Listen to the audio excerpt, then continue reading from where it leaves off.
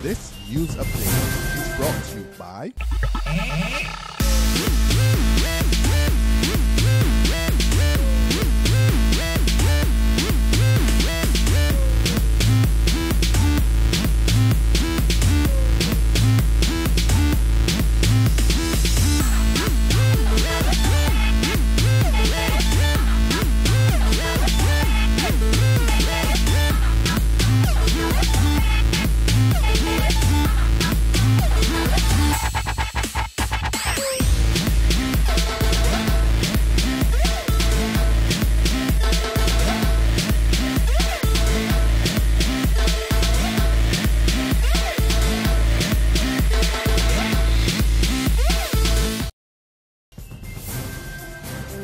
This is the Noon Barbados Today update for Monday, August 18th, 2014. I'm Dawn Paris. Good afternoon and thanks for joining us.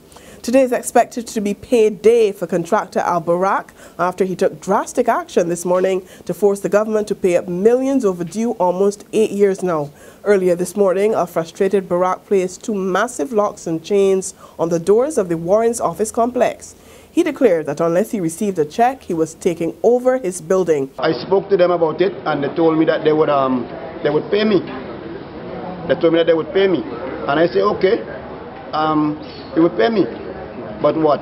Just words, just air, just air. But after a quick intervention from Minister of Housing and Lands, Dennis Kelman, and a pledge from Finance Minister Chris Sinclair that he would receive a portion of the more than $75 million owed today, Barrack had a change of heart. He reopened the doors, much to the delight of cheering government workers who were locked out of their offices. Have we reached an agreement? You are more satisfied now than you were this morning. This morning, right? Yeah, I just guarantee you have your money. Well, I was given that assurance, right? And I don't want to be hostile. What should I do? Because we learn to trust people.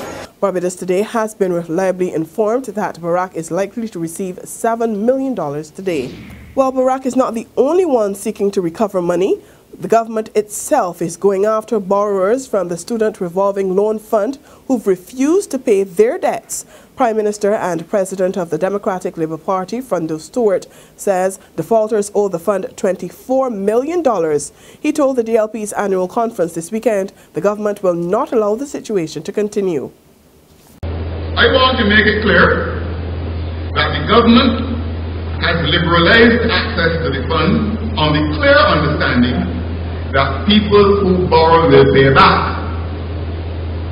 At present time, I advise that about $24 million is owed to the fund by defaulters insensitive to the risk to which they have exposed their guarantors. This situation will not be allowed to continue. Selfishness and dishonesty are not values that we want to encourage in Barbados. A word to the wise is enough. Meantime, the Queen Elizabeth Hospital is in stable condition after receiving a $22 million injection from the government. The hospital's Chief Executive Officer, Dr. Dexter James, confirmed that the funds have since been used to pay debts to suppliers to maintain patient care, to go towards the infection control program and food supply. James says while the facility is holding its own, there remains a clear need for a sustained and predictable source of funding. I mean, when you look at the drivers of healthcare costs, much of it are outside our control. We don't control the cost of drugs, medical supplies, pharmaceuticals, equipment. So we are price takers in that regard. And the trends in that industry is one in which the cost keeps escalating. So the only way we could, in a sense, narrow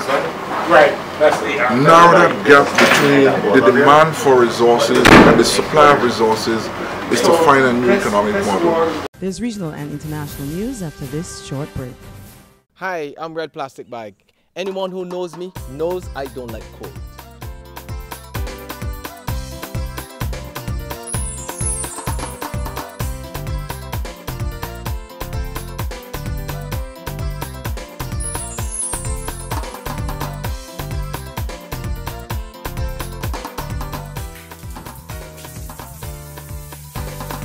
Sunshine reigns in my country. I love it.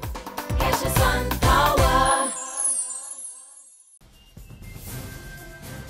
To the region now, Jamaican Prime Minister Portia Simpson Miller breaks her silence on the controversial Mario Dean killing.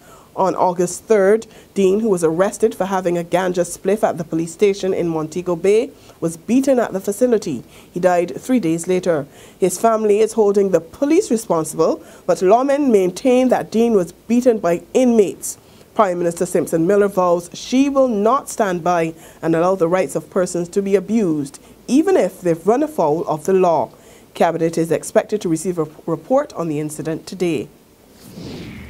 And in the U.S. state of Missouri, troops are being deployed to the St. Louis suburb of Ferguson to try to restore calm to an area that has become a nightly scene of rioting and protests over the August 9th fatal shooting of unarmed black teen Michael Brown by a white police officer. Governor Jane Nixon ordered the move after declaring on the weekend that the area was in a state of emergency. A curfew is now in place for the streets in Ferguson to be cleared by midnight. President Barack Obama is set to meet with Attorney General Eric Holder this afternoon to discuss the Ferguson situation. Meanwhile, an autopsy has revealed that Brown was shot 6 times, twice in the head. Brown's family lawyer has described the results as troubling. And that's where we end the noon Barbados Today update. We'll be back again at 6 this evening. Until then, remember to log on to www.barbadostoday.bb, subscribe to our e-paper and our email updates, and like us on Facebook. You can also catch us on Izumi Media in bus terminals or on Screenplay at supermarkets and gas stations near you for all the latest news and sports. I'm Dawn Paris. Do have a great day. This news update is brought to you by